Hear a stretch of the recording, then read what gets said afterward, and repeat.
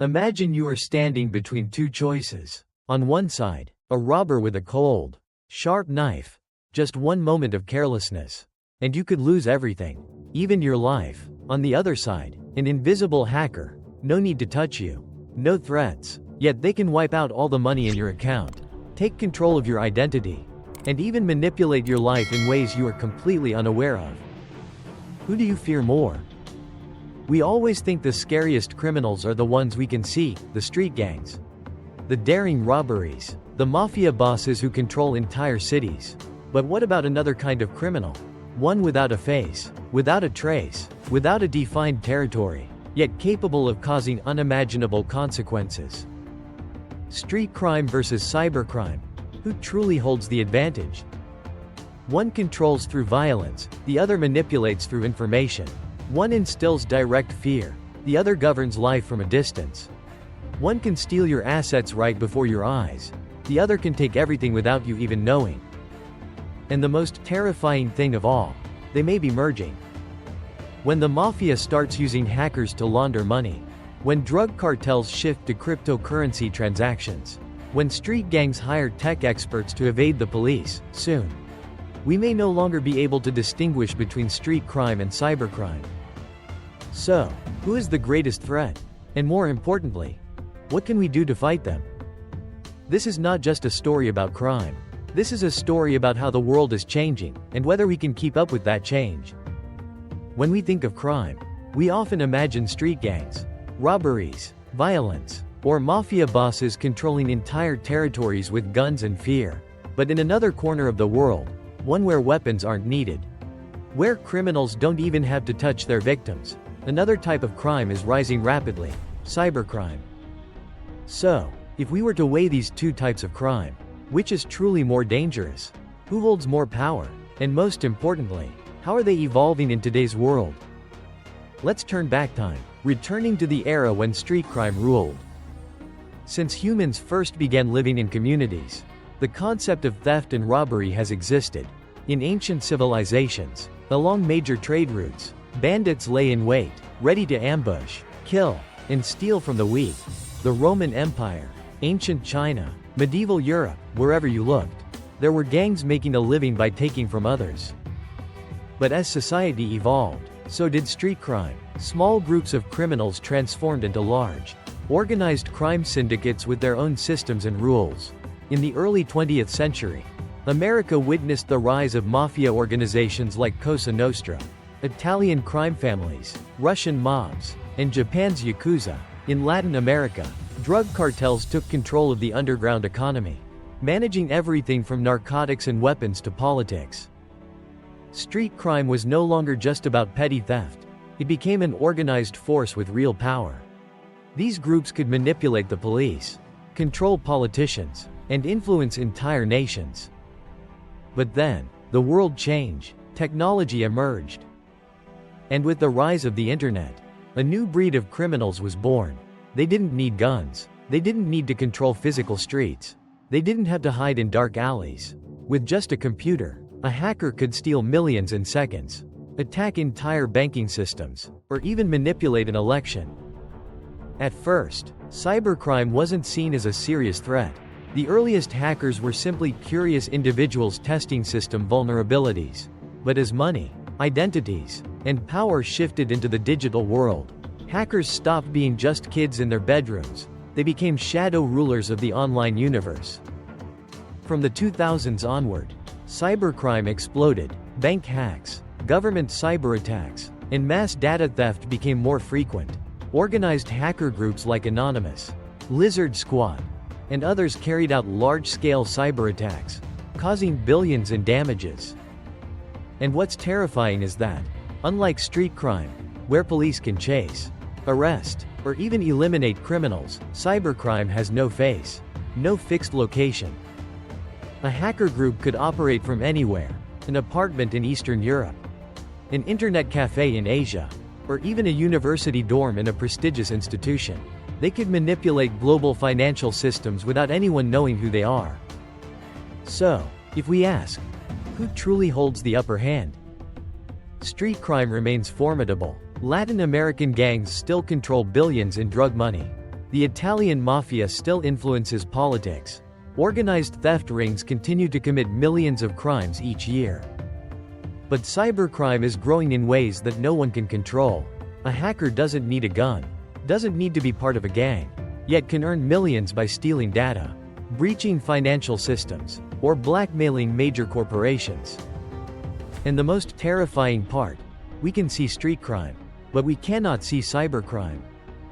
You can avoid a dangerous street at night, but you can't avoid a phishing email, a hidden malware in a downloaded file, or a cyber attack draining your bank account while you sleep.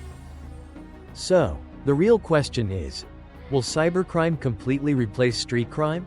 Or will they merge, combining real-world violence with digital control to create a force more dangerous than ever? In some places, it's already happening. Drug cartels are using the dark web for transactions. The mafia is employing hackers to launder money. Traditional street gangs no longer rely solely on violence. They now leverage technology to expand their influence.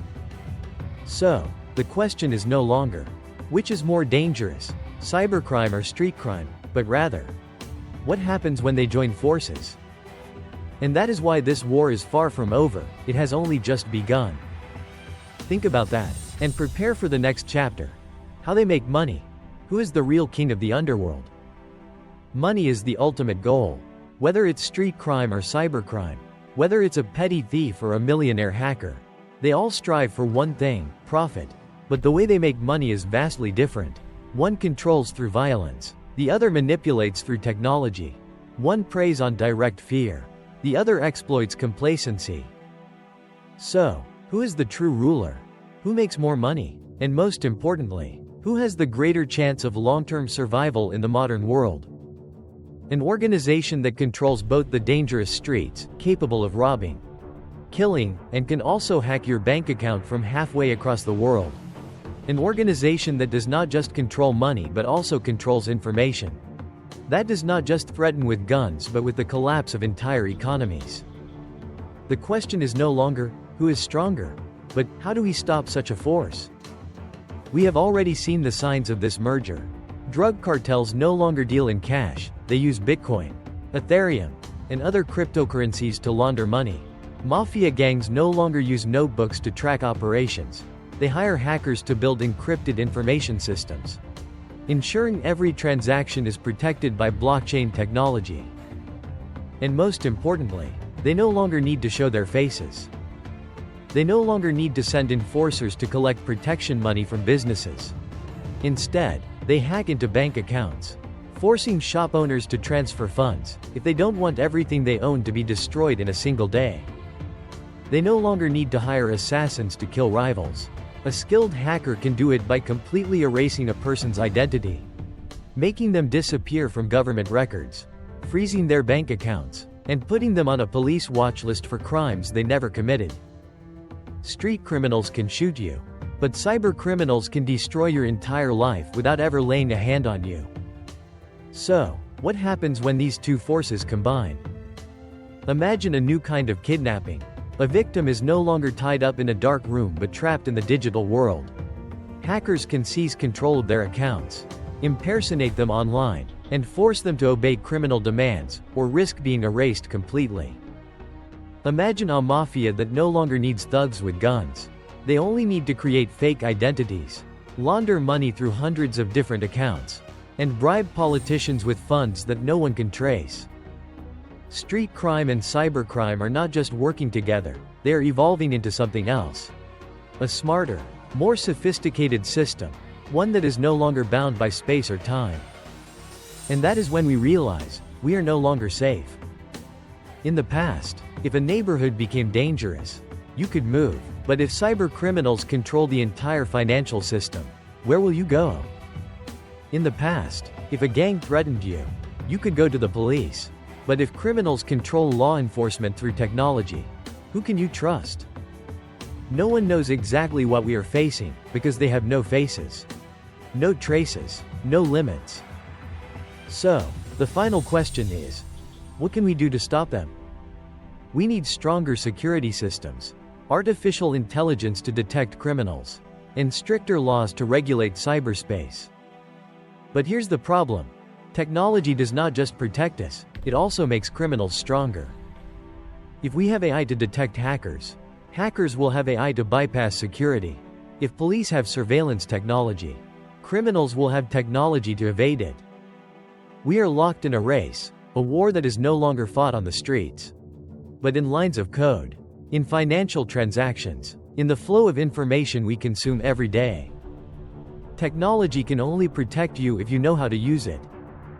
If you don't understand cybersecurity, you are an easy target. If you don't know how to recognize fake news, you can be manipulated. If you don't know who is really controlling the world, you might be living in a system that has already been compromised, without even realizing it. Because when criminals evolve faster than we do, when they learn to use the system against us, when they are no longer just thieves or hackers but an organized, strategic force, we may be left with only one choice: learning to live with it.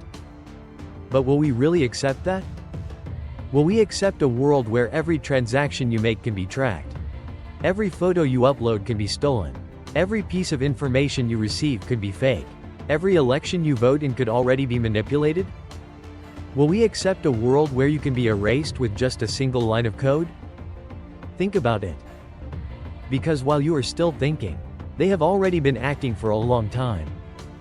Street criminals can threaten you with violence, but online criminals can destroy your life with just a few lines of code. One controls physical territories, while the other manipulates the entire digital world. And the scariest thing is, we cannot completely stop them. We can lock our doors to keep out burglars, but we cannot prevent our personal data from being stolen. We can avoid dangerous streets, but we have no way of knowing if we are being watched online. So, if we cannot completely eliminate crime, what can we do to survive in a world like this? That is a question only you can answer.